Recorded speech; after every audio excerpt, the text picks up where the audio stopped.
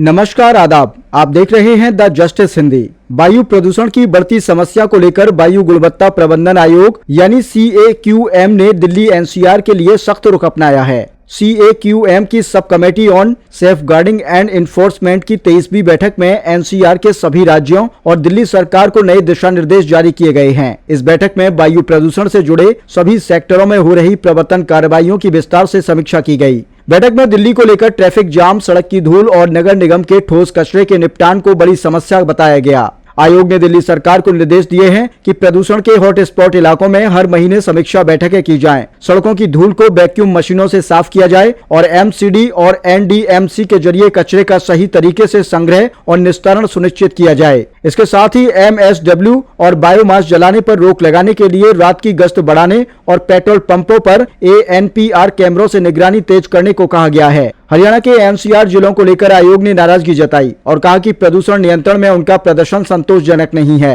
हरियाणा सरकार को निर्देश दिए गए हैं कि सभी संबंधित विभागों और एजेंसियों की भागीदारी सुनिश्चित की जाए, गुप्त और आकस्मिक निरीक्षण टीमें बनाई जाएं और ट्रैफिक दबाव कम करने के लिए ठोस कदम उठाए जाएं। वहीं उत्तर प्रदेश और राजस्थान के NCR जिलों के प्रदर्शन को बेहतर बताया गया, लेकिन वाहन प्रदूषण को लेकर और सख्त कदम उठाने के निर्देश दिए गए हैं। दोनों राज्यों को 31 दिसंबर 2025 तक वाहन एग्रीगेटर्स, डिलीवरी सर्विस प्रोवाइडर्स और ई-कॉमर्स कंपनियों के लिए वेब पोर्टल विकसित करने और निगरानी नीति लागू करने को कहा गया है। आयोग ने साफ चेतावनी दी है कि लापरवाही बरतने वाले अधिकारियों के खिलाफ CAQM अधिनियम के तहत सख्त कार्रवाई की जाएगी। बैठक में यह भी जोर दिया गया कि दिल्ली NCR में वायु गुणवत्ता सुधार के लिए AI संचालित और अन्य आधुनिक तकनीकों के जरिए निगरानी, मॉनिटरिंग और डेटा एनालिटिक्स को भी मजबूत किया जाए। CAQM ने कहा कि प्रदूषण नियंत्रण तभी संभव है जब सभी एजेंसियां मिलकर एकजुट और समन्वित प्रयास करें। आयोग का मानना है कि इन सख्त निर्देशों और लगातार निगरानी से सर्दियों के मौसम में दिल्ली NCR की वायु गुणवत्ता में सुधार देखने को मिल सकता है।